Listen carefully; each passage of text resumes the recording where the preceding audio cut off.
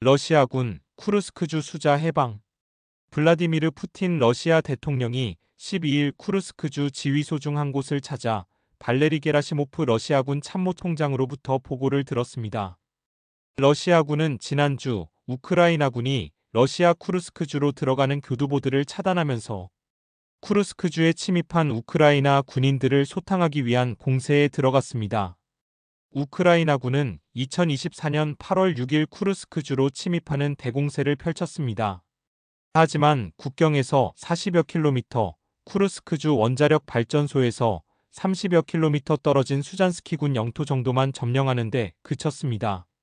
그리고 2024년 12월 러시아군은 우크라이나에 빼앗긴 영토의 40% 이상을 되찾았습니다.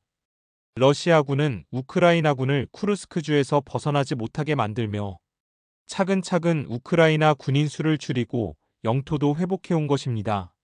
러시아군은 이번 공세를 위해 직경 140cm의 가스관을 통한 진입도 시도했습니다.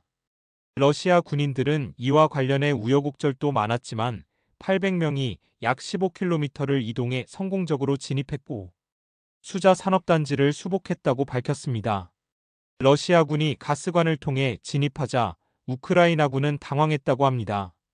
이 사건의 충격이 컸는지 우크라이나 서쪽 르비우에서는 러시아인들은 일반 가스관을 통해서 당신 집에 들어올 수 없을 것이다. 아주 좁기 때문이다. 그러니 응급 신고하지 말아라고 경고문이 붙기도 했습니다. 러시아 국방부는 3월 13일 쿠르스크주 수잔스키군의 중심지인 수자를 수복했다고 공표했습니다. 쿠르스크주가 침공당한 지 7개월 만입니다. 우크라이나군은 항복하기도 하고 우왕좌왕 도망치다 붙잡히기도 하고 공격당해 사망하기도 했습니다. 또 죽은 우크라이나 군인과 장갑차, 무기 등을 버려둔 채 달아나기 바빴습니다. 현재 러시아군은 쿠르스크주 완전 수복을 위해 공세를 이어간과 동시에 우크라이나군이 점령했던 지역들에서 저지른 민간인 학살 정황들을 공개하고 있습니다. 게라시모프 참모총장은 12일 푸틴 대통령에게 공세 작전 중에 총 1100제곱킬로미터 이상, 적이 이전에 점령하고 있던 지역의 86% 이상이 해방되었다라며 쿠르스크주에서 전투를 벌이는 동안 적군은 6만 7천 명 이상의 군인을 잃었다.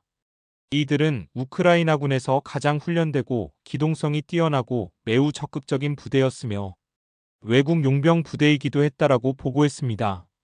이어 이 기간 전차 391대, 장갑차 2780대, 대포 박격포 1000여 대 등 7000여 대의 군사장비가 파괴되었다라며 쿠르스크주에서 우크라이나군의 인력 손실은 전체의 약 19%, 장비 손실은 전체의 40%를 차지한다라고 설명했습니다.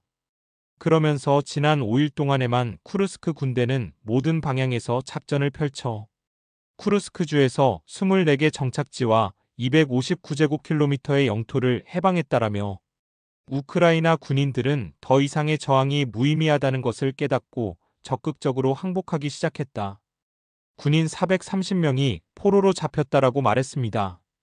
게라시모프 참모총장은 우크라이나 정권은 쿠르스크주에 소위 전략적 교두보를 만들어 러시아와의 협상에서 협상 카드로 사용하는 것을 목표로 했다.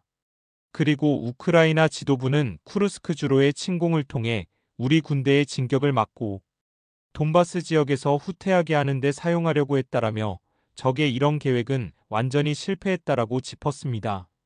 북부군 사령부는 푸틴 대통령에게 쿠르스크주 해방 작전의 마지막 단계에 돌입했다라고 말했습니다. 푸틴 대통령은 보고를 들은 후 쿠르스크주 전투에 참여한 부대들을 언급하며 감사를 표했습니다. 푸틴 대통령은 우리의 임무는 가능한 한 짧은 시간에 쿠르스크주에 자리 잡고 여전히 이곳에서 싸우고 있는 적을 마침내 물리치고 쿠르스크주 영토를 완전히 해방하고 주 경계선을 따라 상황을 회복하는 것이라며 우리는 국경이기도 한 주 경계선을 따라 보안구역을 만드는 것에 대해서도 생각해야 한다라고 말했습니다.